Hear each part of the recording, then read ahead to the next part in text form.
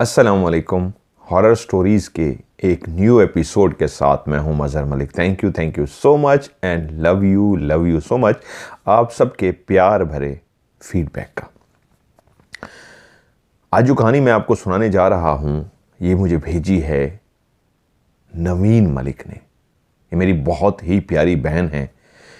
इनके साथ मेरा रिश्ता उस वक्त बना था जब इन्होंने अपनी एक स्टोरी मुझे भेजी थी, बहुत ही रुला देने वाली हॉरर स्टोरी। और जब उस स्टोरी को मैंने प्रोग्राम में शामिल किया था तो उस दिन से आज वो मेरी इस तरह की बहन है जैसे सगी बहन, और भांजे और भांजियों से भी इतना ही मुझे उनके साथ लगाव है जैसे मनान से।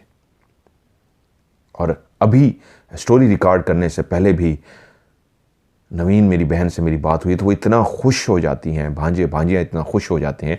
यकीन मानिए आज उनसे बात करके ऐसा लगता है कि जैसे वाकई मेरी एक सगी बहन और मेरे भांजे भांजियाँ वहाँ इटली में मौजूद हैं और मेरा बेचैनी से मामू का बच्चे इंतज़ार कर रहे हैं। वहीं एक दोबारा मेरी बहन ने मुझे कहानी भेजी और जिनकी कहानी है उनका नाम है हरिओम। हरिओम भी एक ऐसा खूबसूरत दिल रखने वाला इंसान है जिसके लिए मेरे दिल से दुआ है अल्लाह ताला उसको और हिम्मत दे, हौसला दे और तौफीक दे कि जिस तरह उसने इंसानियत की खिदमत की है उस शख्स ने। बहुत सारी बातें मुझे मेरी बहन नवीन बताती हैं तो यकीन मानिए दिल से दुआ निकलती है ऐसे शख्स के लिए कि अल्लाह ताला ऐसे शख्स को जो अपनी ज़िंदगी को दूसरों की खिदमत करने के लिए वक्फ कर दे, अल्लाह ताला और अता करे। सबसे पहले नवीन मेरी बहन, love you so much and thank you so much आपके लिए भी, भांजे भांजियों के लिए भी, क्योंकि हमेशा जब भी मुझे कॉल करती हैं तो एक जुमला कहती हैं, पाई लागू भाई। तो बहुत अच्छा लगता है उनसे बात करना। तो आज उनकी कहानी को मैं शामिल करने जा रहा हूँ। हरिओम, जब भी मैं रूहानियत का लाइव शो करता हूँ तो सबसे पहले एक मैसेज आया होता है हरिओम। तो मैंने अभी ये बात उनसे पूछी, वो आपका मैसेज होता है? तो कहते जी पहला, दूसरा, तीसरा लाजमी मैसेज होता है हरिओम का। तो वो सबसे पहले इंतज़ार में होता है कि लाइव आए तो वो लाइव देख सके। हरिओम को मैंने एक पहले भी आपको कहानी सुनाई थी। बहुत ही एक ब्रेव शख्स है, बहुत ही बहादुर के। अभी बात करते हुए भी मुझे उन्होंने और वाक़यात सुना दिए कि ये भी पिछले दिन हुआ है। जिस जगह वो जॉब करते थे वहाँ की एक स्टोरी मैंने आपको सुनाई थी, आपको याद होगी। वो भी एक ऐसा ही फार्म हाउस था जहाँ पे भैंसें वगैरह थी बहुत ज़्यादा, और वो जॉब करते थे कि उनका मोबाइल रह गया था। उनको कहना पड़ा था उस मखलूक से कि प्लीज़ आप बाहर आ जाएं, मुझे अंदर आना है, अपना मोबाइल लेना है। अब एक सवाल शुरू में ही आपके दिमाग में पैदा होगा कि हरिओम के साथ ही इस तरह क्यों हो रहा है, क्योंकि आज भी बहुत सारे वाक़यात हैं जो मैं आपको सुनाने जा रहा हूं। तो उसकी रीज़न ये है, जब आप ऐसी जगहों पे जॉब करते हैं कि जहां पे कोई भी शख्स जॉब करने से इनकार कर दे कि नहीं भी मैं नहीं यहां पे जॉब कर सकता, एक तो वो वीराने में है, दूर है, ऊपर से रात के टाइम ऐसे वाक़यात हो रहे हों जो बहुत खौफनाक हों, तो कोई भी जी शऊर इंसान कहेगा मैंने जॉब नहीं करनी।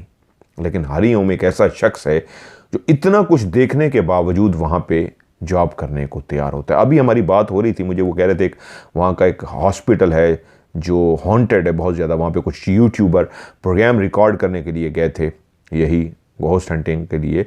तो उनकी वहाँ पे मौत वाक़ हो गई थी। वो यूट्यूबर की वहाँ से लाशें मिली थी, मरे हुए थे। तो मैं तो खुश हो गया। मैंने कहा मेरा बस चले तो मैं आज ही उड़ूँ और ऐसी जगह पे पहुँच जाऊँ। मैं हमेशा कहता हूँ अगर मैंने इन्वेस्टिगेशन करनी है तो फिर ऐसी, मजाक में कहता होता हूँ, अल्लाह ना करे किसी के साथ हो, लेकिन मैं मजाक में कहता होता हूँ मुझे ऐसी जगह दें इन्वेस्टिगेशन के लिए जहाँ से ज़िंदा वापस ना आए, मज़ा आएगा, देखूँगा प्रोग्राम क्या होता है। तो जब उन्होंने बताया कि यूट्यूबर गए थे और वापस ज़िंदा नहीं आ सके तो मैंने कहा डन कर लें, यहाँ पर मैं शो करूँगा। और मैंने जब उससे पूछा ये मली मखलूक के बारे में कि इसको निकाल देते हैं, तो हरिओम ने कहा नहीं उनके साथ दिल लगा हुआ है तो क्यों निकालना है उसको। कहानी की तरफ आता हूँ। हरिओम का जो ताल्लुक़ है, ये मैंने इतने वाक़यात थे कि मुझे वो लिखने पड़ गए हैं। हरिओम का ताल्लुक़ है, रोहतक ज़िला है उनका, और चुलाना जो है उनका गाँव का नाम है, और इनका पूरा नाम है हरिओम, रोहतक ज़िला, गाँव चुलाना। कहानी कुछ यूँ है कि हरिओम, मैं साथ रख लूँ, इससे वाक़यात उनके देखता रहूँगा।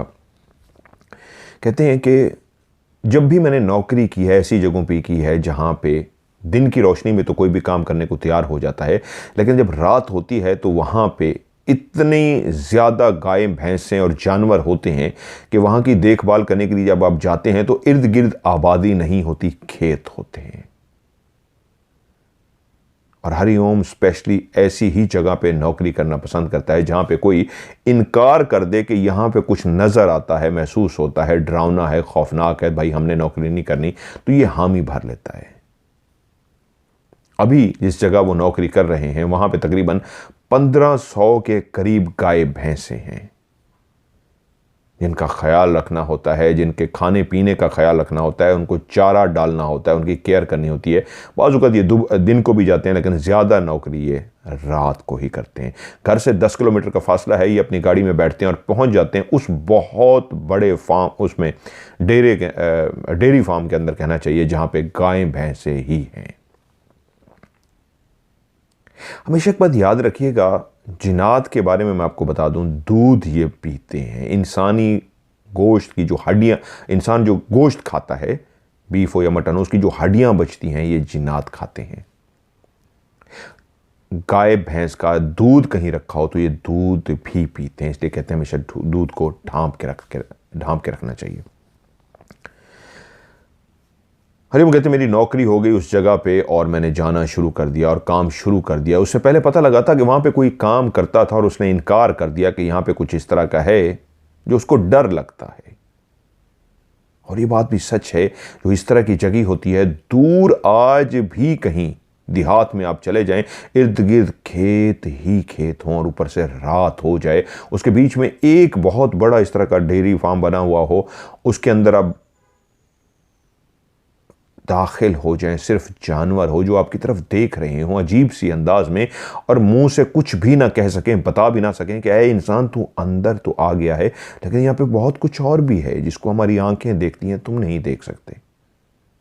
और जब जानवर बेचैन होता है, भटक रहा होता है, आगे पीछे हो रहा होता है, डर रहा होता है, तो यकीनन उसको अल्लाह ताला ने एक ताकत दी है कि उसकी आंखें उस छुपी हुई मखलूक को देख पा रही होती हैं, जिसकी वजह से वो भटक रहा होता है, डर रहा होता है। तो इंसान समझ जाता है यहाँ पे इस वक्त कुछ है।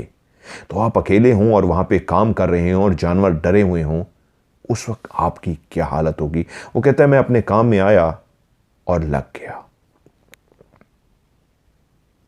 4-5 दिन तो बिल्कुल नॉर्मल गुजरे, वहाँ पे कुछ भी ना हुआ। फिर एक रात में अपने घर से रवाना हुआ, अपनी गाड़ी में बैठा और जब वहाँ अंदर दाखिल हुआ तो रूटीन का अपना काम करना शुरू हो गया। काम करते करते हम तो उसको खोली लफ्ज़ से लोग ज़्यादा समझ जाएंगे। खोली होती है जिसमें जानवरों का चारा डाला जाता है। पाकिस्तान इंडिया में तो लकड़ी की बनाई जाती है, यहाँ पर एक दूसरे स्टाइल में इटली में बनाई जाती है। एक खोली टाइप सी बनी हुई थी, उसके अंदर वो कहता है मैंने जाके, आज मैं जल्दी गया था वहाँ पर, और चारा वगैरह तो जो था उसके अंदर मैंने डाल दिया और अपने काम में लग गया। ये रात के 10:30-11 बजे का टाइम था। हनीम कहते हैं मैं चलता हुआ उसी तरफ चला गया हूँ जहाँ पे वो खोली टाइप सी बनी हुई थी, और मैंने देखा वहाँ पे कोई रज़ाइयाँ, या जिस तरह कोई रज़ाई होती है, ओढ़ने वाली रज़ाई गीली हो जाए तो ऊपर खुश्क करने के लिए इंसान लटका देता है, ऐसी दूर से मुझे नज़र आया कि कोई रज़ाई टाइप लटक रही है। मैंने कहा इस वक्त ये रज़ाई कौन डाल गया? आज दिन को तो मैंने देखा था, मैंने चारा डाला था, कुछ भी नहीं था, तो रात को किसने ये रज़ाई टाइप लटका दी है? काफी दूर था और दूर से मुझे वो सफ़ेद रज़ाई नजर आ रही थी।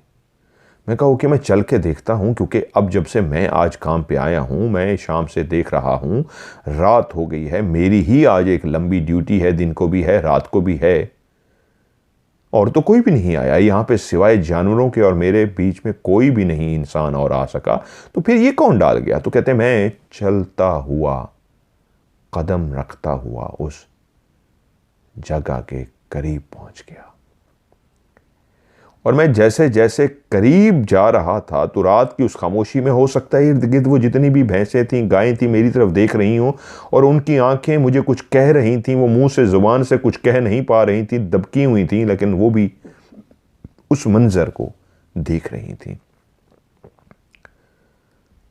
मैं चलता चलता बिल्कुल उसके आमने सामने पहुंच गया तो मेरी आंखें खुली की खुली रह गईं, क्योंकि इस जगह पे आज उसी से मेरा आमना सामना हो गया था जिसकी वजह से पहले कोई शख्स नौकरी छोड़ के गया था। वो एक बिल्कुल इंसान की तरह था। उसने सफ़ेद शलवार कमीज की तरह का लिबास पहन रखा था और वो उसी चारा डालने वाली जो जगह थी बिल्कुल उसके ऊपर हवा में उल्टा लटक रहा था। दूर से जो मुझे रज़ाई की तरह महसूस हो रहा था, जब मैं उसके करीब गया तो वो इतना लंबा चौड़ा सा था जैसे रज़ाई नज़र आती है, लेकिन पास जाने पे महसूस हो गया, क्लियर देख लिया कि वो रज़ाई नहीं है बल्कि रज़ाई की तरह का एक इंसान है, बहुत ज़्यादा फैला हुआ। उसका बाकायदा सर था जो नीचे लटक रहा था, उसने बाजू अपने ऊपर की तरफ किए हुए थे और उसकी टांगें बिल्कुल ऊपर की तरफ सीधी थी और वह हवा में लटक रहा था। यह ऐसे ही था जैसे हम देखते हैं कि कोई जादूगर हवा में उड़ना शुरू कर देता है और जैसे ही उड़ता हुआ ऊपर हवा में आता है तो सीधा खड़ा हो जाता है। फ़र्क ये था, ये भी उसी जादूगर की तरह हवा में खड़ा था, लेकिन सीधा नहीं, उल्टा। कोई चुड़ैल, कोई इंसान किसी दरख्त की टहनी के साथ उल्टा लटका होता है तो उसने अपनी टांगें उस टहनी में फंसाई होती हैं। इसकी टांगें बिल्कुल सीधी थीं, कोई भी चीज़ नहीं थी जिसके ऊपर ये लटका हुआ था। ये हवा में उल्टा लहरा रहा था, बिल्कुल एक इंसान की तरह का तशबीह थी, चेहरा नहीं था। ये रोशनी इस तरह की थी जो उसके क्लियर उस जिस तरह काला साया होता है, ये सफ़ेद साया ऐसा था जैसे बिल्कुल इंसान होता है। सर उसका काफ़ी नीचे बड़ा सा था, हाथ थे और टांगें बिल्कुल उसकी ऊपर सीधी और वो लहरा रहा था। तभी मैंने ऐसे महसूस किया कि जैसे उसके चेहरे पे मुझे देख के मुस्कुराहट सी आई हो। वो इस बात पे हंसा था, अच्छा अब तुम आए हो यहां पे काम करने। कहते मैंने उसको हरियम को तय पहला मेरा उसका आमना सामना था। ऐसे शख्स को मैंने उल्टा हुआ देखा जो इंसान नहीं था, हवा में लहरा रहा था। मैं एकदम से समझ गया और मैंने उसको देखा और उसी वक्त मैंने टर्न लिया, इस अंदाज में उसको इग्नोर किया कि मेजा तुमसे कोई लेना देना नहीं है। अगर तुम यहाँ बसेरा रखते हो, तुम यहाँ उल्टे लटक के मुझे अपने वजूद को महसूस करा रहे हो तो ठीक है, मैं जा रहा हूँ, तुम अपने काम से काम रखो, मुझे तुमसे कोई लेना देना नहीं है। वो कहते मैं वहाँ से चला, छोड़ दिया, मुतवज्जो भी नहीं हुआ उस तरफ क्योंकि समझ चुका था कि वो अपना आप खड़ा अभी भी महसूस करा रहा था। दूर जाके भी मैंने देखा, काफ़ी कदम दूर जाके भी मैंने मुड़ के देखा तो अभी भी वही रज़ाई की तरह वहीं पे मौजूद था, हवा में उल्टा लटका हुआ। तो कहते हैं मैं अपने काम काज में इस अंदाज में मसरूफ़ हो गया कि नहीं मुझे काम करना है, क्योंकि अभी मेरी जब हरियम से बात हो रही थी तो कह रहा नहीं मैं उसके मुँह नहीं लगना चाहता, वो अपना काम करे, मैं अपना काम कर रहा। तो कहते हैं मेरी ज़िंदगी का उस जगह का ये पहला आमना सामना था। मैं अपना काम करता रहा। कुछ दिनों के बाद ऐसा हुआ कि मैं काम खत्म करके अपने घर पहुंचा। मैं थका हुआ था, मुझे नींद आ रही थी और मैं सोने के लिए लेट गया। अभी मुझे लेटे हुए थोड़ी ही देर हुई थी कि मेरी आंखों ने एक ख्वाब सा देखा। जिस तरह नींद में कोई ख्वाब सा देखता है, मैंने ख्वाब में देखा एक बच्चा और एक बड़ा शख्स। मैं लेटा हूं और मेरे सामने आकर खड़े हो गए हैं।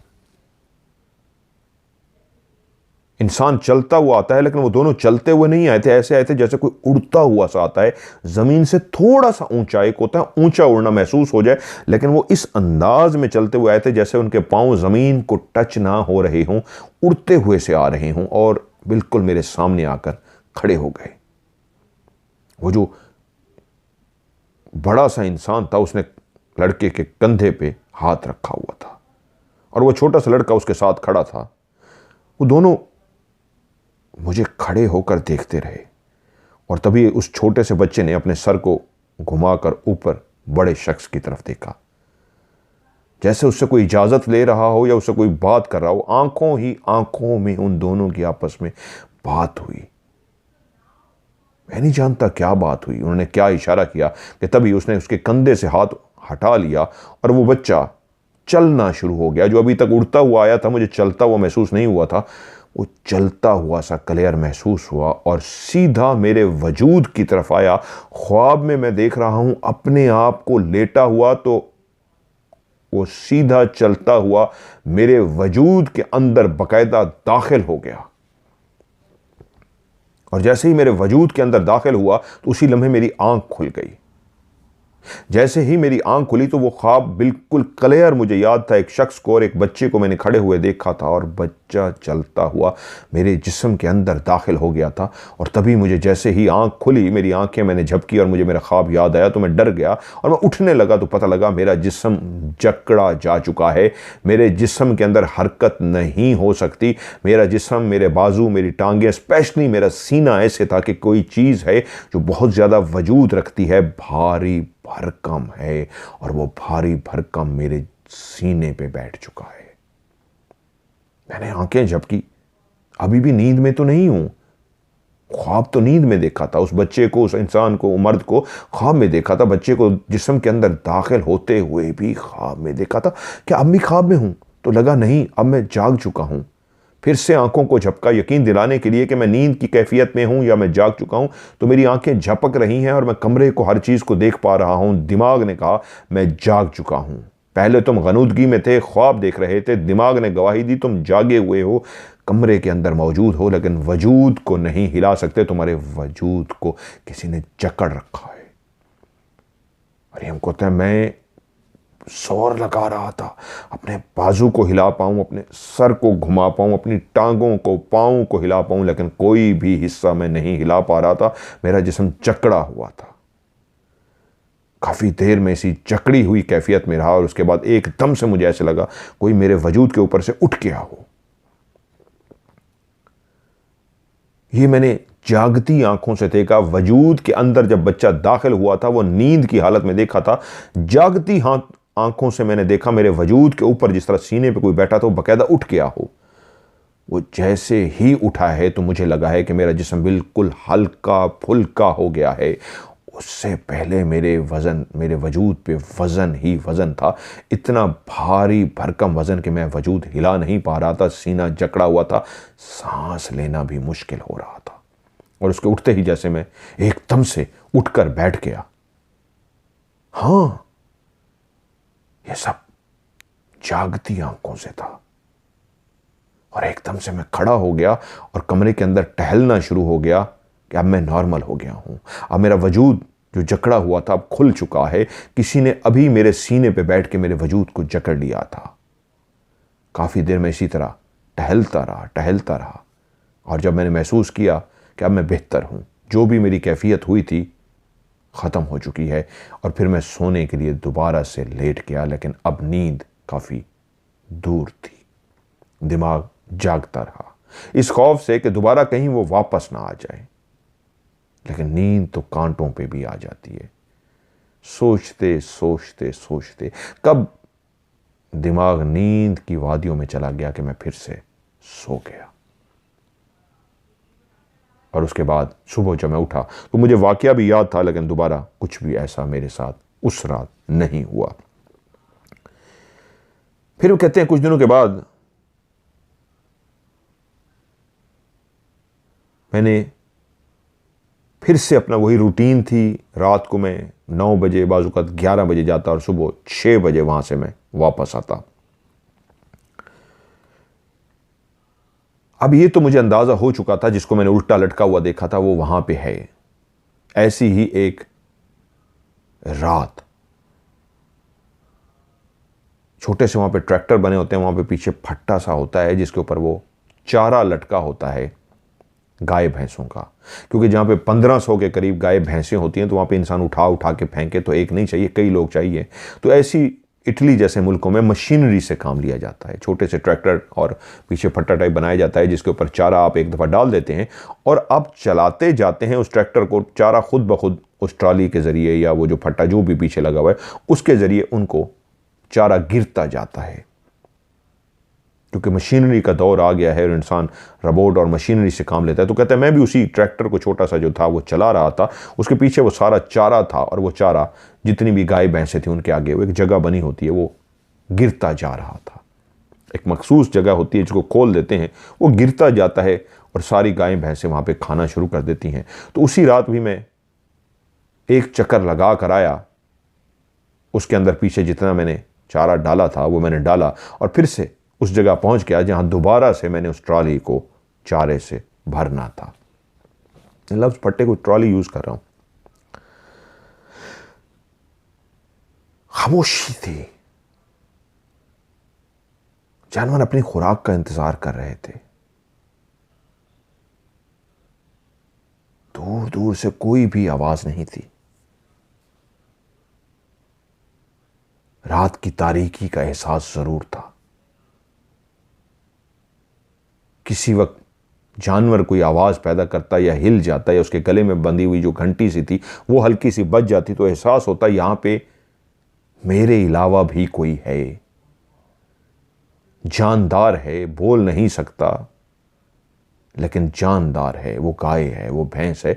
और उनकी उस घंटी की वजह से एक जिंदगी का सा एहसास था कि कोई और भी है जो हरकत कर पा रहा है। इस साकित मकान जो कोई भी कुछ नहीं कर पा रहा अपनी जगह पे मौजूद है। वो भाड़ा सा जो बना हुआ है जहां पे वो गाय भैंसें बंधी हुई हैं वो भी एक साकित सी बनी हुई जगह है। तो या मैं था या वो जानवरों का एहसास। और उसी ट्रॉली को मैंने एक दफा फिर से भर दिया और भरने के बाद फिर से मैं अब उस तरफ जाने लगा जहां पे मैंने वो चारा डालना था। ये रात का टाइम था और उस छोटे से ट्रैक्टर की लाइट्स ऑन थी। मैंने वो चारा डाला और ट्रैक्टर के ऊपर फिर से बैठ गया क्योंकि वो स्टार्ट ही खड़ा था। उसके ऊपर बैठ के उसको चला के जैसे ही उसी सिमत जाने लगा जिस सिमत आगे मैंने चारा फेंकना था तो मैंने देखा कोई चलता हुआ उल्टे हाथ की तरफ से लेफ्ट साइड से कोई चलता हुआ आ रहा है। सफ़ेद शलवार कमीज की तरह का उसका लिबास है। ऐसे लगता है क्लियर नहीं महसूस होता लेकिन एक होता है काला साया, एक होता है सफ़ेद साया। साये से मुराद होती है वजूद उसका ऐसा होगा जैसे इंसान की तरह है, लेकिन अगर उसने कपड़े भी पहन रखे हैं तो वो भी महसूस होता है जैसे उसने कपड़े पहने हुए हैं। इंसान की तरह बिल्कुल क्लियर कपड़े नहीं होते लेकिन आपको एहसास हो जाता है यस इसने इस तरह की कमीज पहनी है, इस तरह की शलवार पहनी है, इस रंग की पहनी है। तो वो जो चलता हुआ सा आ रहा था वो बिल्कुल एक सफेद नॉर्मल इंसान की जिसामत के बराबर था। उसका जिस्म जिस तरह मैंने पहले उसको भारी भरकम देखा था वो ऐसा नहीं था। एक बिल्कुल नॉर्मल, ना मोटा ना पतला, एक नॉर्मल इंसान जिस तरह होता है ऐसा ही इंसान था जिसका कद होता है तकरीबन 5 फुट 8 इंच 9 इंच। इसी कद का मालिक था और उसके जिस्म पे जो लग रहा था वो कोई जैसे कोई शलवार कमीज की तरह हो, पैंट शर्ट नहीं थी।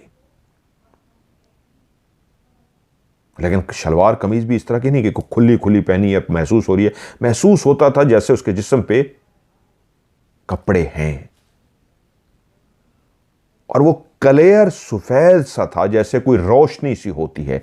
इंसान चलता हुआ आता है कि इंसान का वजूद होता है, चलने से भी महसूस होता है, पांव रखने से भी महसूस होता है कि इंसान आ रहा है। वो इतना हल्का फुल्का था जैसे चलता हुआ नहीं आ रहा बल्कि वो बिल्कुल एक गुब्बारे की तरह है जिसका वजूद ही नहीं है, जिसका वजन ही नहीं है और पांव रखने के बावजूद हल्का सा भी महसूस नहीं हो रहा कोई आ रहा है।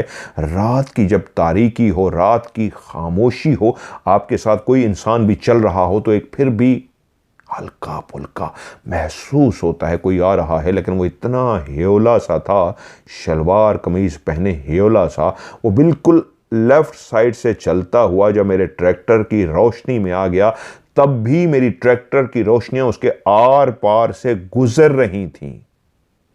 2 लाइटें जो ट्रैक्टर की लगी हुई थी जब वो उनके आगे से गुजरा, क्योंकि वो जिस वक्त लेफ्ट से आ रहा था तभी मेरी उसकी तरफ निगाह पड़ी और जब मैंने उसको देखा तो वो चलता चलता मैं रुक सा गया।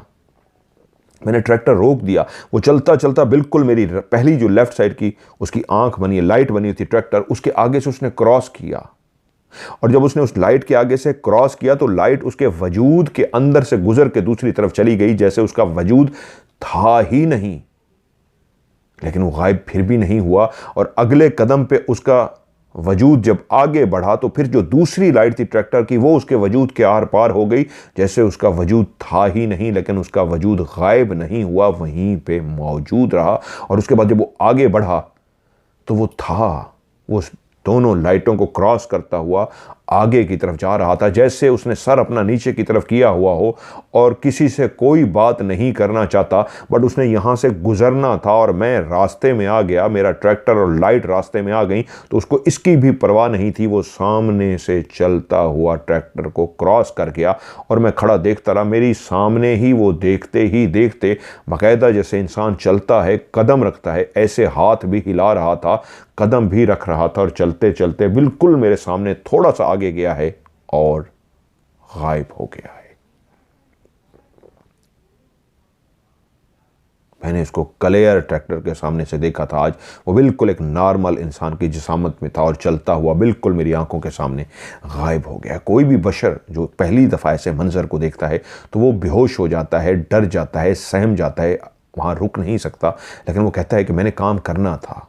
इससे पहले भी ज़िंदगी में इस तरह के वाक़यात हो चुके थे, तो अब मुझे ये पता था ये भी अल्लाह की मखलूक है, वो अपना काम कर रही है, कहीं आ रहा है, जा रहा है, कुछ कर रहा है, मुझे तंग तो नहीं कर रहा, तो मुझे उससे क्या लेना देना। जब वो गुजर चुका और मुझे तसल्ली हो गई कि अब मैं उसके रास्ते में नहीं हूँ, वो चला गया है, उसके बाद फिर मैंने अपने ट्रैक्टर को आगे बढ़ाया और अपने काम में लग गया। मैं अपना काम तो करता रहा, लेकिन वो दिमाग में चल रहा था, इर्द गिर्द निगाहें उसको ढूंढ रही थी, कहीं फिर से नज़र तो नहीं आ रहा। लेकिन उस रात वो फिर से नज़र नहीं आया, क्योंकि ये तो अभी शुरुआत थी, अभी तो बहुत कुछ नज़र आना था। उसके बाद वो कहते हैं फिर कुछ दिनों के बाद मैं ऐसे अपने काम काज में मसरूफ़ था कि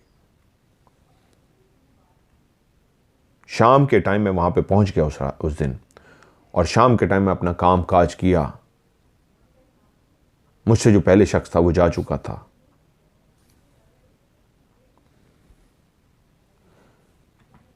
मैंने काम काज किया और जिस तरह इंसान अपनी नौकरी पे जाता है, काम काज शुरू करता है, कर दिया।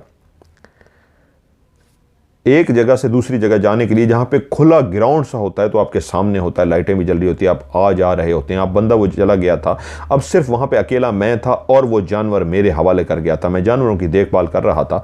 ये तकरीबन रात के 7 साढ़े 7 बजे का टाइम होगा। कट्टा उन्होंने लफ्ज़ इस्तेमाल किया है, बहुत सारे लोग इसको समझ जाएंगे। बोरी जिस तरह होती है, खाद की बोरी होती है, सीमेंट की बोरी तो एक और थैले में होती है, जो खाद की बोरी होती है ना, वो एक प्लास्टिक के थैले के अंदर होती है, उसको बहुत सारे लोग कट्टा बोलते हैं। आटे का कट्टा, खाद का कट्टा, वो एक बोरी सी होती है। तो कह रहा है मैं अभी 2-3 चक्कर लगा कर गया था, तो मैं जब वापस आने लगा तो मेरी निगाह पड़ी कि रास्ते में कोई कट्टा रख गया था, खाद का कट्टा जिसमें खाद थी, पैक हुआ हुआ फुल पैक खाद का कट्टा सफेद कलर का कोई रास्ते में रख गया था। मैंने कहा यार ये कौन रख गया है, और तो कोई नहीं है, जानवर तो इस तरह उठा नहीं सकते, तो इंसान भी कोई नहीं है, तो क्या कोई यहां से गुजर रहा था जो इसका कट्टा गिर गया है, कोई ट्रैक्टर ट्राली पे था जिसका कट्टा गुजर गया है, या कोई रख के गया है कि अभी उठा के लेके जाता हूं। लेकिन यहां पे कट्टे का क्या काम, ये बोरी यहां पे पड़ी हुई है। मैंने क्लियर देख ली, मुझसे 15-20 कदम के फासले पे पड़ी थी। मैं चलता हुआ उस बोरी की तरफ पहुंच गया, क्योंकि अब मैं सोच रहा था मैं इस बोरी को उठा के उस जगह पे रख दूं जहां इस तरह की कई और बोरियां भी खाद की पड़ी थी। अब मैं दिमाग में यही सोचता हुआ उसी तरफ बढ़ रहा हूं कि इसको उठाऊं और वहां रखूं, लेकिन इधर कौन फेंक गया है, क्योंकि जब आपकी ड्यूटी होती है, सामान भी आपके हवाले होता है, आता जाता कोई नहीं है, लेकिन फिर भी ये तो होता है वहाँ पे चोरी तो इतना नहीं कॉन्सेप्ट, लेकिन फिर भी आप सोचना तो शुरू हो जाते हैं कि कोई चोरी के लिए तो नहीं आया था, कोई इस तरह का मसला तो नहीं है। तो कहते हैं वैसे खैर मैं सोचता उसके बिल्कुल करीब पहुंच गया और मेरे बिल्कुल वो सामने आ गया। तो मैंने कहा इसको उठाऊं, अपने दोनों हाथों से उसको जैसे ही पकड़ने के लिए मैंने हाथ किए हैं, उसी लम्हे मेरे हाथ के अंदर कुछ भी नहीं था। वही कट्टा वहीं पे मौजूद था, वो खाद वाली बोरी थी, वो खाद का कट्टा था, और मैंने उसको क्लियर देखा। मैं उसके ऊपर झुक गया हूं बाकायदा उठाने के लिए, वो वहीं पे पड़ा था। मैंने उसको 15-20 कदम दूर से देखा था। मैं चलता उसके करीब पहुंच गया, जब मैं उसके सामने आ गया तब भी उसको क्लियर देख रहा हूं। मैं झुक गया हूं, वो वहां पे मौजूद है, लेकिन जैसे ही दोनों हाथों से उसको साइडों से पकड़ने के लिए मैंने उसको हाथ नीचे किए तब भी मौजूद था। और जब हाथों ने टच होना था, जैसे ही मेरे हाथों ने टच होना था, हाथ करीब गए हैं, तो मेरे हाथों को लगा यहां पे तो है ही कुछ नहीं, और एकदम से मैं चौंक गया। वहां पे कुछ भी नहीं था, वो गायब हो चुका था। वो खाद की जो बोरी थी वो वहां पे मौजूद थी। उसको मैंने दूर से देखा, उसके करीब भी गया, उठाते लम्हे वो मेरे हाथों के सामने ही गायब हो गई। मैंने इर्द गिर्द घूम के देखा कि किसी ने शरारत किया है, या वही जो इधर घूमता फिरता है जिसको मैंने देखा है, ये उसी की शरारत है या क्या है। इर्द गिर्द हर तरफ देखा, लेकिन कहीं पे कुछ भी महसूस ना हुआ। काफी देर वहीं पे खड़ा रहा, लेकिन जब एहसास हो गया कि अब मुझे काम में लग जाना चाहिए, जिसने भी शरारत की थी अब उस बोरी को गायब कर चुका है। तो फिर मकसद क्या था? मेरे पास इस सवाल का जवाब नहीं था। खैर, वो कहता है मैं उसी तरह रोज की तरह अपने काम में जिस तरह था मैं उसी तरह लग गया। वो कहता है अब इससे पहले भी जहां पे मैं जॉब करता था, जब आप काम से अपने घर की तरफ जाते हैं तो अक्सर ऐसा महसूस होता था कि ये चीज़ें आपके पीछे भी आ जाती हैं। और ये सच है, ये घोस्ट हंटिंग भी मैं जब करता रहा हूं तो ये चीज़ें आपके पीछा करती हैं, आपके घरों तक भी आती हैं।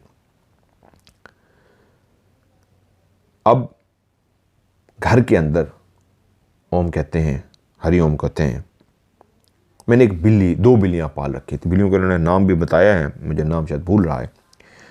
2 बिल्लियां पाल रखी थी।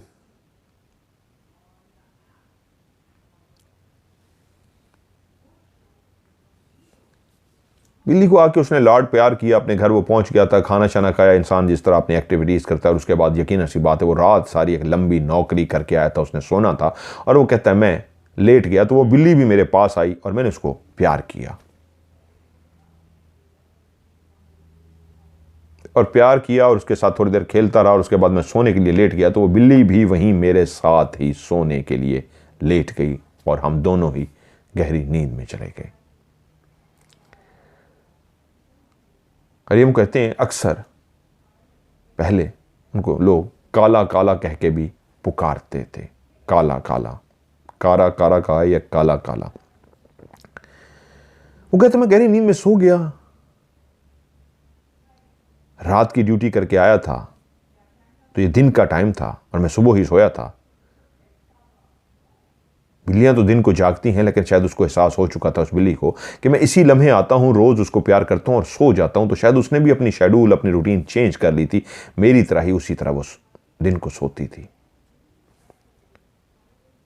गहरी नींद में था कि मेरी आंख खुली, कि मेरे कानों ने एक आवाज को सुना, जैसे कोई मुझे पुकार रहा हो।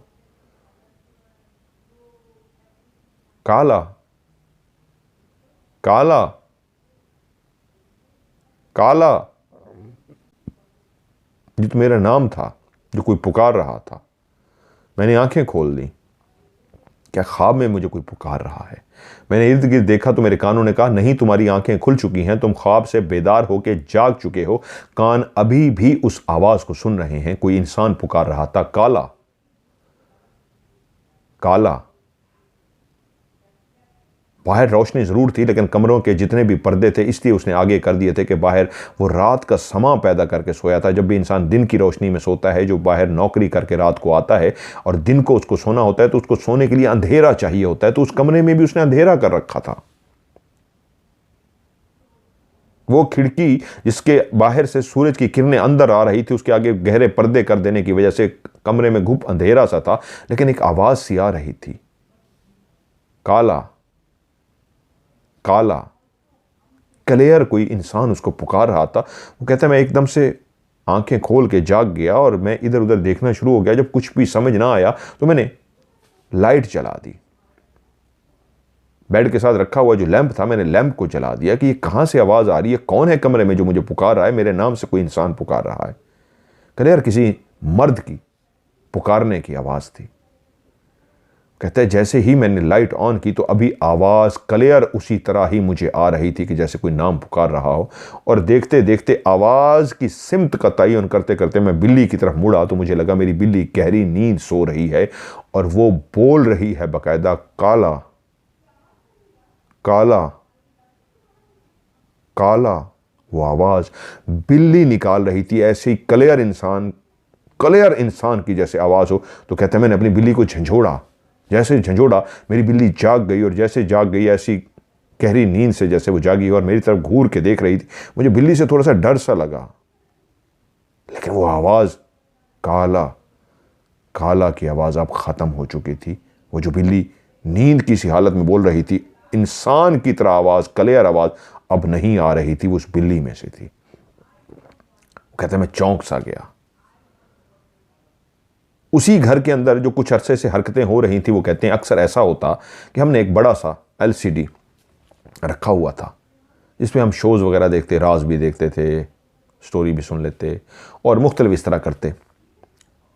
ये कुछ दिन पहले की, अभी तो उसके वाक़यात हैं जो मैं आगे आपको सुनाता हूँ। उस जो लटका हुआ था, वो कहते हैं एक टीवी था, अक्सर हम उसको बंद करते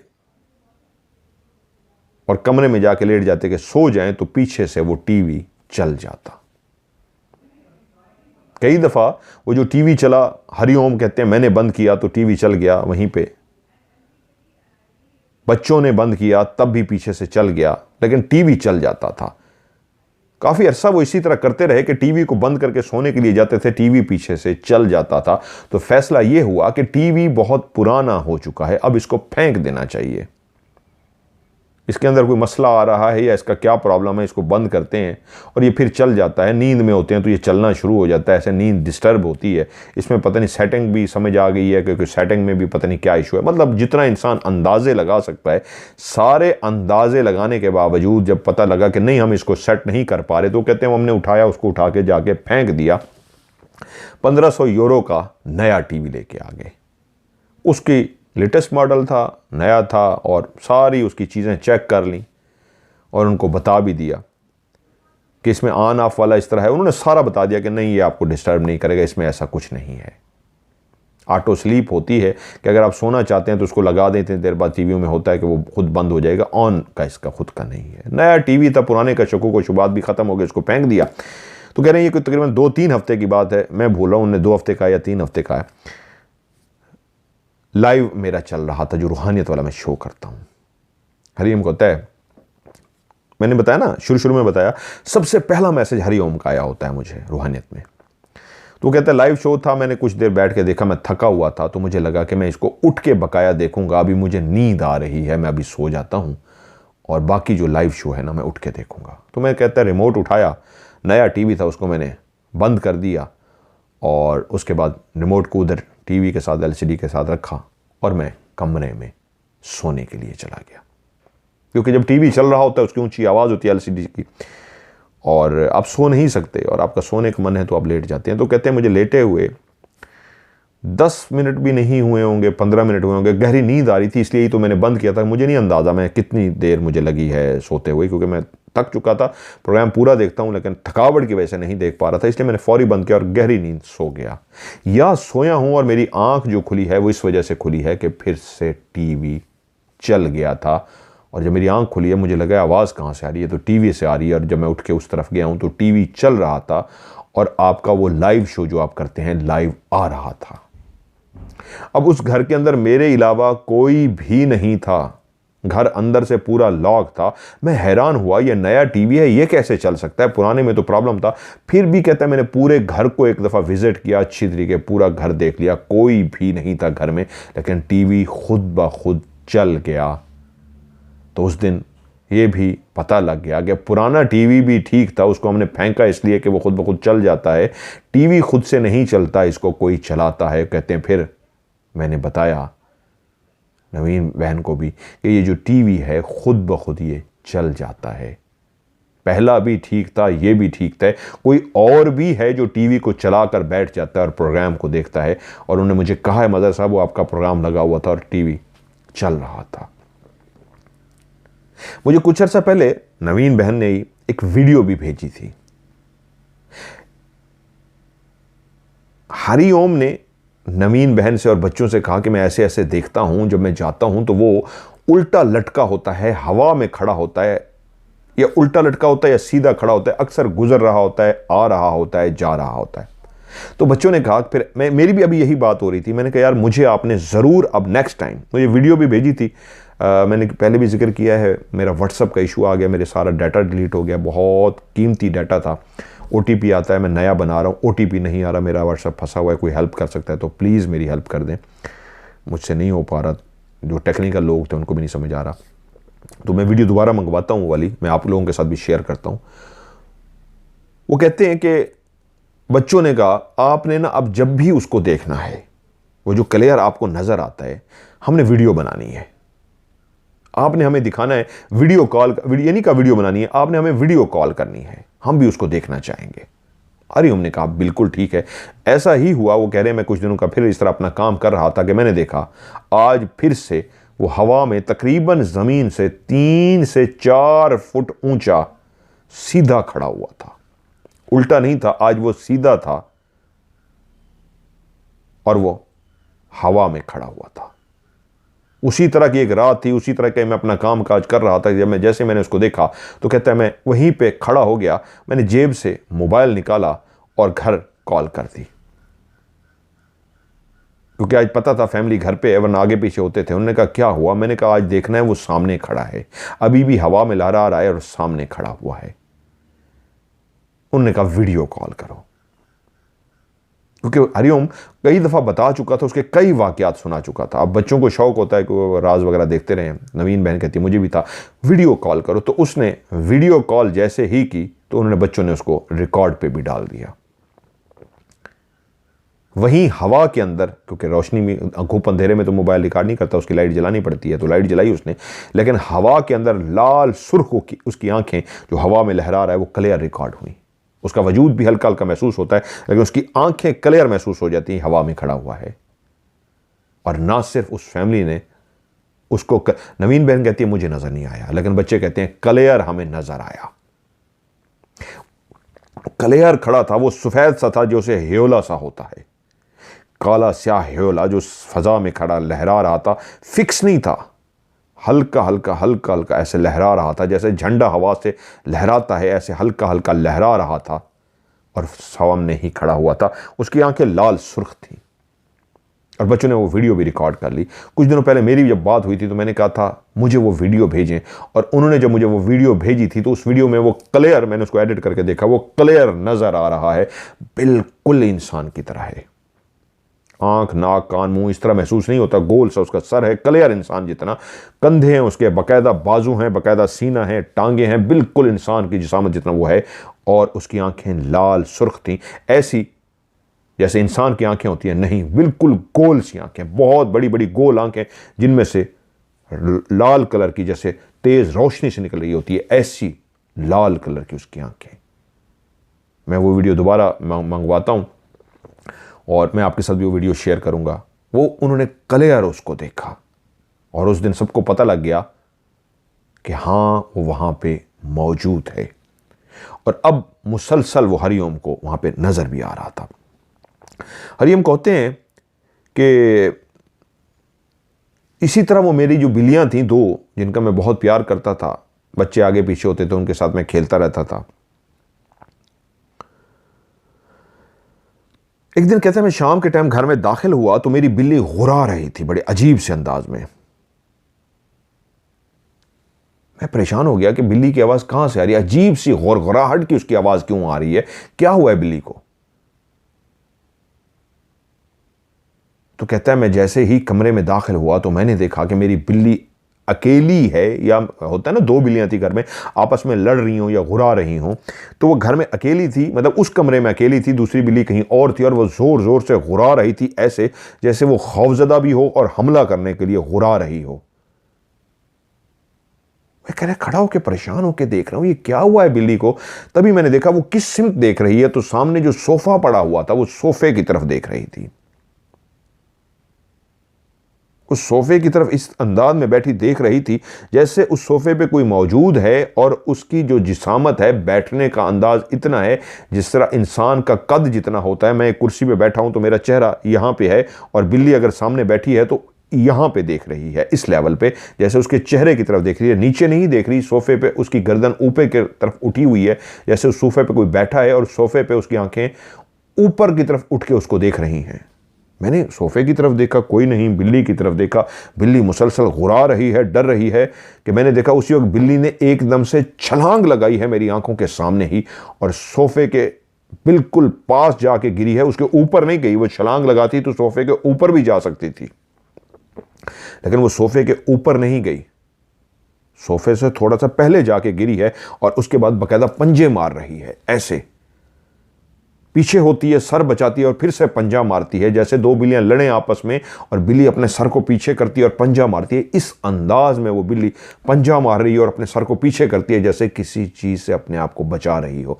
फिर आगे होती है, ऐसे पंजा मारती है और फिर से पीछे हो जाती है, यहां तक कि मेरी आंखों के सामने उसने जोर जोर से सोफे पे पंजे मारने शुरू कर दिए। जैसे उसकी आवाज शदीद हो गई बिल्ली की, जैसे वो शदीद गुस्से में आ गई हो, अजीब सा बोली जा रही और जोर जोर से उसने पंजे मारने शुरू कर दिए कि मुझे उसी लम्हे एहसास हो गया कि जिससे अपने आप को बचा रही थी, गर्दन को पीछे करती, पंजा करती, अब वो तेजी के साथ अपने पंजे चला रही थी। मैं डर गया कि इसका मतलब है कि किसी ऐसी ना नजर आने वाली मखलूक से लड़ रही है जो इस वक्त सोफे पे मौजूद है और इससे अपना सर बचाती है, जैसे वो इस पे वार कर रही है वो चीज़ और ये अपना सर बचाती है और उसको पंजा मारती है। बड़ी मोटी तादी तगड़ी सी बिल्ली है और उसने बकायदा जोर जोर से जिस तरह पंजे मारे, वरना एक खाली सोफे पे बिल्ली अपने सर को बचाए, गुरगुराए, अजीब सी आवाज़ें निकाले और तेज़ तेज़ पंजे मार रही है। ये क्या हो सकता था? मैं समझ गया, यहीं इस सोफे पे जो भी बैठा था या बैठी थी बिल्ली उसी के साथ थी। मैंने जल्दी से पीछे से जाके बिल्ली को पकड़ लिया और उसको गोद में उठा लिया। अभी तक बिल्ली की गुरगुराहट जारी थी और वो इस तरह जोर लगा रही थी जैसे छोड़ो, मुझे इस पे हमला करना है। और मैं उसको प्यार करना शुरू कर दिया कि रिलैक्स हो जाओ, जो भी है तुम्हें उससे लड़ाई नहीं करनी, जो भी है उसको छोड़ दो, तुम उस तरफ मत देखो। बड़ी मुश्किलों से उसको मैं कवर करा और वो बेचैन सी हो रही, जब मुझे अंदाजा हो गया कि उसकी किसी से शदीद इस अंदाज में लड़ाई हुई है, क्या हुई है कि वो अभी भी मुसलसल उसी को देख रही थी। खैर काफ़ी देर में उसको प्यार करता रहा, उसको कमरे से दूर ले गया, तब जाके बिल्ली रिलैक्स हुई। वो कहती है हमारी ये जो दोनों बिल्लियाँ हैं ट्रेंड बिल्लियाँ, इनके लिए बाकायदा एक हमने अलग से वॉशरूम टाइप बनाया हुआ है, टॉयलेट भी बनाया हुआ है, जहाँ पे ये जाती हैं अपना पेशाब वगैरह वहाँ पे करके आती हैं। कभी भी घर में कभी किसी जगह पे उन्होंने आज तक पेशाब खाना नहीं किया, बिल्कुल अपना वो उनकी जगह बनी हुई है। लेकिन उसी जगह पे एक दफ़ा उसी बिल्ली ने उसी सोफे पे जिस जगह पे उसने पंजे मारे थे उसी ने पेशाब कर दिया। तो हम हैरान थे कि ये कैसे हो सकता है, बिल्ली ने ये कैसे कर दिया, ये करने वाली नहीं है। लेकिन तब वो वाक़या याद आ गया जो 2 दिन पहले हुआ था कि शायद उसी जगह पे ही ये कर रही है और पता नहीं ये क्या हुआ है। बहरहाल बिल्ली ने पेशाब किया था। अभी कह रहे हैं कुछ 2 हफ्ते पहले उनके घर में एक खातून आई हुई थी और वो सोफे पे ऐसे जैसे बंदा थोड़ी देर के लिए रिलैक्स होने के लिए लेट जाता है, वो लेटी हुई थी तो एकदम से उनको ऐसे लगा, आंखें बंद थी, कि कोई उनके ऊपर झुका हुआ है। कहती है मैंने जैसी आंखें खोली तो बकायदा था, मर्द या औरत ये नहीं समझ आया, लेकिन मेरे ऊपर कोई झुका हुआ था और मैं एकदम से जल्दी से उठ के बैठी, इर्द गिर्द देखा तो कोई भी नहीं था। और मार्था के साथ अभी कुछ दिनों पहले वहीं पे यही हुआ है। वो घर में अकेली थी बच्ची, दरवाजे अंदर से सारे लॉक थे, तो कहती है बकायदा दरवाज़ा खुलने की आवाज़ आई है, किसी ने दरवाज़ा खोला है और उसके बाद दरवाज़ा बंद किया है, जैसे घर के अंदर कोई दाखिल हुआ है।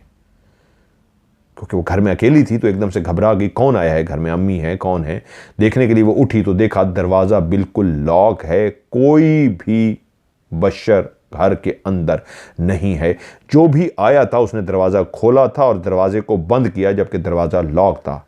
और फिर उसने सबसे पूछ लिया कि फैमिली के तमाम लोगों में से आप में से कोई आया था, तो कोई भी नहीं था।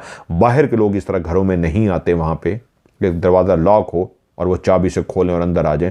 वो जो भी था उसने दरवाज़ा खोल के ये बताया था कि हम इन लॉक दरवाज़ों को ताले लगा कर भी आप लोग रखें तो बग़ैर चाबी के खोल भी सकते हैं और बंद भी कर सकते हैं। हम दीवारों के आर पार भी जा सकते हैं, शीशों के अंदर से भी गुजर सकते हैं, लेकिन चाहें तो ये लॉक हुए हुए दरवाजे खोल के भी बता सकते हैं हम अंदर आ गए हैं। हरिओम कहते हैं इसी घर में कई दफ़ा बाकायदा मुझे ऊंचा ऊंचा पुकारा गया, जब फैमिली का कोई फ़र्द यहाँ पे नहीं था, नवीन मलिक बहन भी नहीं थी, बच्चे भी नहीं थे, कोई भी नहीं था। वो कहते हैं मैं घर में अकेला था कि मैं प्रोग्राम देख रहा था कि आवाज़ आई, हरिओम हरिओम। मैं कहा हाँ क्या हुआ? फिर खामोशी,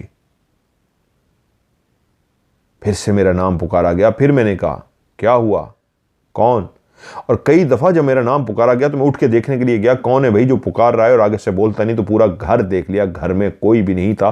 5-6 दफ़ा मेरे नाम को क्लियर वहां पे पुकारा गया था, हरिओम हरिओम। और वो जो उधर कभी हवा में खड़ा नजर आता था और कभी चलता हुआ जाता था, कभी पास से गुजर जाता था। फिर ऐसा हुआ कि एक रात, फिर से एक रात थी जहाँ पे जानवर थे और मैं था, और सिर्फ जानवरों के अंदर जो आवाज़ थी घंटी की सिर्फ वो सुनाई देती थी, या कभी कोई गाय या भैंस हल्की सी आवाज़ मुंह से निकालती थी। लेकिन अब ऐसा लगता था जैसे गायें भैंसें जिनको अल्लाह ताला ने कोई ज़ुबान नहीं दी थी, सिर्फ एक मखसूस आवाज़ निकाल सकती हैं, वो गायें भैंसें भी जैसे आदी सी हो गई थीं। अब वो अक्सर इधर उधर फिरता हुआ नजर आता था। लेकिन उस रात ऐसा हुआ कि फिर से वही रात की तारीकी, मैं अपने काम पे था और आज फिर मैं ट्रैक्टर की तरफ चलता हुआ जा रहा था। मैंने ट्रैक्टर को स्टार्ट करना था और उसके पीछे वो जो फट्टा सा था उसके ऊपर वो सारा चारा डालना था गाय भैंसों का, और उसके बाद उनको चारा डालने के लिए आगे बढ़ना था। मैं गया, पीछे वाली उस ट्रॉली को गाय भैंसों के चारे से भर दिया, और भरने के बाद मैं चलता हुआ ट्रैक्टर पर जाकर बैठ गया। वही रात की खामोशी थी, सिर्फ एक एहसास कि मैं हूं या फिर जानवर। जानवरों के खाने का टाइम है और वो बेचैनी से खाने का इंतजार कर रहे हैं। फिर उसके बाद उन्होंने सो जाना है। तारे निकल आए हैं ना सबको सुलाने के लिए, सूरज कब का जा चुका है, अंधेरा ही अंधेरा है, सोना है ना सबने, सिर्फ मैंने काम करना है, खाना खिलाना है जानवरों को, फिर ये भी सो जाएंगे। टाइम हो गया था उनके रात के खाने का, और मैंने जैसे ही वो खाना पीछे लोड कर दिया और उसके बाद ट्रैक्टर पे जैसे ही बैठा, ट्रैक्टर की जैसे ही मैंने स्टार्ट किया, ट्रैक्टर जैसे ही स्टार्ट हुआ और उसकी लाइटें ऑन हुई, तो जैसे ही लाइटें ऑन हुई, आज मैंने उसको ट्रैक्टर की लाइटें ऑन होते ही ट्रैक्टर के सामने खड़ा हुआ देखा। जिस दिन वो मेरे ट्रैक्टर के आगे से गुजरा था, थोड़े फासले पे गुजरा था, 10-15 कदम के फासले पे था। आज बिल्कुल ट्रैक्टर के बिल्कुल वो सामने खड़ा था, लेकिन फर्क ये था आज उसकी गर्दन नहीं थी। आज वही कदो कामत थी, वही जिसामत थी, उतना ही पतला था जितना पहले मुझे नजर आया था, उसी तरह का ही लिबास था जो हमेशा लिबास में नजर आता था, जो कभी बदला नहीं था। लेकिन आज उसकी गर्दन सर नहीं था, आज वो सर कटा बन के मेरे सामने खड़ा था। उसके अंदर कोई खून वगैरह नहीं निकल रहा था, लेकिन वो गर्दन के बगैर, सर के बगैर मेरे सामने आकर खड़ा हो गया। जैसे ही मैंने ट्रैक्टर की लाइट्स ऑन की, लाइट्स ऑन होते ही बिल्कुल दोनों लाइटों के बीच में वो खड़ा था और सर कटा था। आज उसकी गर्दन या सर नहीं था और बिल्कुल बाजू उसने नीचे किए हुए थे और सीधा वो खड़ा हुआ था। मेरे लिए बहुत मुश्किल था कि मैं ऐसी कैफियत में ट्रैक्टर को आगे बढ़ा पाता, क्योंकि आज वो गर्दन के बगैर, सर के बगैर अगर सामने आकर खड़ा हो गया था तो मेरे अंदर कैसे ये जुर्रत पैदा हो सकती थी कि मैं ट्रैक्टर आगे बढ़ा देता। ट्रैक्टर आगे बढ़ाने का मतलब था मैं उसको टक्कर मारने की कोशिश करता। बेशक उसका वजूद नहीं था, लेकिन था तो सही, तशबीह थी उसका, वहां पे क्लियर एक सफ़ेद वो मौजूद था, शलवार कमीज पहने हुए था। तो मैं अगर उसको टक्कर मारता तो शायद ये आज हमारी लड़ाई हो जाती। अभी तक आमना सामना कई दफ़ा हुआ था, मैं अपना गुजर जाता था, लेकिन आज उसने मेरे ट्रैक्टर का रास्ता ही रोक लिया था। कहता मुझे महसूस हो गया, मुझे डर भी लगता है, मैं इंसान हूं, कि उसने आज रास्ता रोक लिया है। तो मैंने उसी लम्हे एक ही फैसला किया कि अगर ये सामने खड़ा है तो मैं ट्रैक्टर को नहीं चलाऊंगा, जब ये चला जाएगा उसके बाद ही ट्रैक्टर को आगे बढ़ाऊंगा। मैंने फौरी तौर पे ट्रैक्टर की लाइट्स ऑफ कर दी और उसके बाद ट्रैक्टर का इंजन भी ऑफ कर दिया और नीचे उतर के इस अंदाज में साइड पे खड़ा हो गया, कमर करके, जैसे उसको पैगाम दे रहा हूं कि भाई तू चला जा, फिर मैं आगे ट्रैक्टर को बढ़ाऊंगा। तेरे इसी तरह रास्ता रोक कर खड़े होने से मैं ट्रैक्टर तेरे ऊपर नहीं चढ़ाऊंगा। जब मैं लाइट ऑफ कर रहा था वो वहीं पे मौजूद था, जब मैं ट्रैक्टर का इंजन ऑफ कर रहा था वो वहीं पे मौजूद था, जब मैं नीचे उतर रहा था वो वहीं पे मौजूद था। और चंद कदम चलने के बाद, जब मैं नीचे उतर चुका, चंद कदम चलने के बाद मैंने जान के उसकी तरफ कमर कर ली।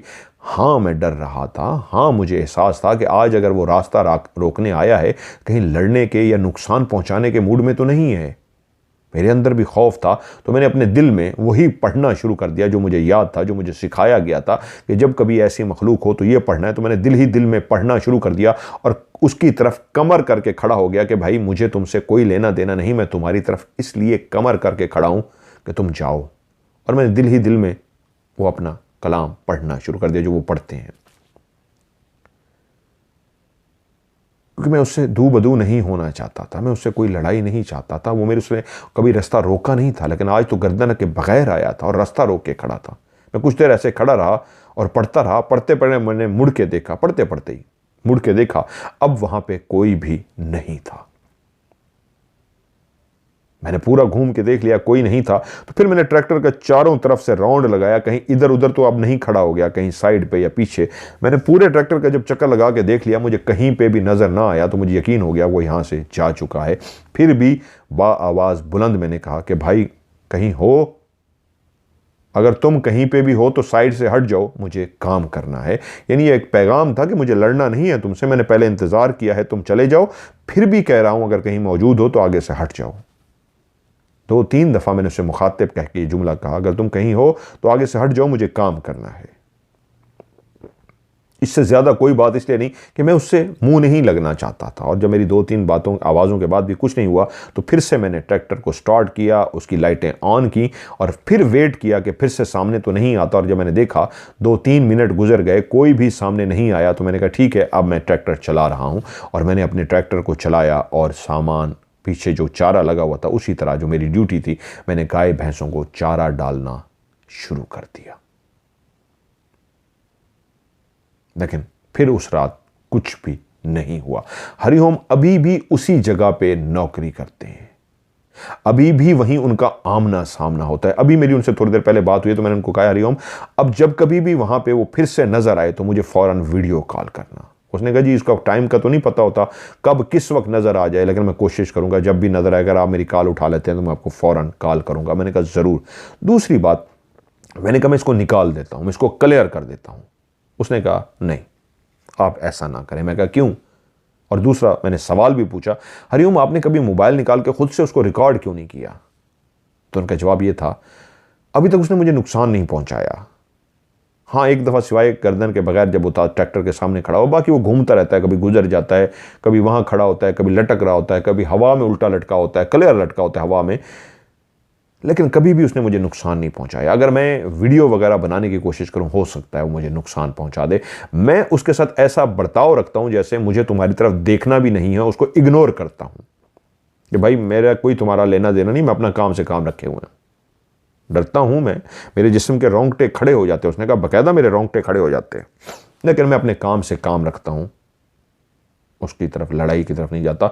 तो आज तक रिकॉर्डिंग इसलिए नहीं की कि मैं नहीं चाहता कि वो इस बात पे गुस्से कर जाए या मेरे साथ लड़ाई के मूड में आ जाए या मुझे नुकसान पहुंचा दे, इसलिए मैं वीडियो नहीं बनाता। बाकी मैंने कहा मैं उसको निकाल दूं, तो उसने कहा नहीं, उसने मुझे कुछ कहा नहीं, अल्लाह की मखलूक है, वो भी वहां पे रहती है, तो वो जो भी है तो वो फिरता रहे, मुझे उससे कोई वो इश्यू नहीं है, क्योंकि मैंने कभी उसको नुकसान नहीं पहुंचाया, उसने मुझे नुकसान नहीं पहुंचाया, तो मेरा उससे क्या लेना देना है। रह रही है मखलूक, रहती रहे। तो इसके दो मतलब बनते हैं, इंसान अच्छी बात है यही सोचे कि वो भी अल्लाह की मखलूक है, रह रही है। अगर आपके अंदर बर्दाश्त की ताकत है, खौफ को, डर को आप बर्दाश्त कर सकते हैं, तो फिरने दें उसको, अच्छी बात है। वो कभी आपको नुकसान नहीं पहुंचाएगा, आपको कहीं ना कहीं फायदा जरूर दे जाएगा, लेकिन आप खौफ इतना ज्यादा आप पे है कि आप बर्दाश्त नहीं कर सकते, फिर आप उसको निकालने की तरफ जाएं। तो उनके कहने का मतलब यह था हरिओम का कि अल्लाह की मखलूक है, वहां पे फिर रही है, तो मैं क्यों उसको निकालूंगा, कल को मुझसे नाराज हो जाए। मैंने कहा बिल्कुल ठीक है, आप उनके साथ काम करें। और एक वीडियो जो उन्होंने बनाई थी ऑलरेडी, जिसमें उसकी आंखें और वो खड़ा हुआ नज़र आ रहा है, इंशाल्लाह मैं आपके साथ वो शेयर करूँगा। मैं नवीन सिस्टर भूल गया हूँ, मैं अभी आपसे बात भी हुई है, वो मेरी व्हाट्सअप का मैंने बताया ना मसला आया हुआ है। आप मुझे दोबारा जो मेरा नया नंबर है उस पर मुझे आप भेज दीजिए वो वीडियो, ताकि मैं लोगों के साथ शेयर कर दूँ।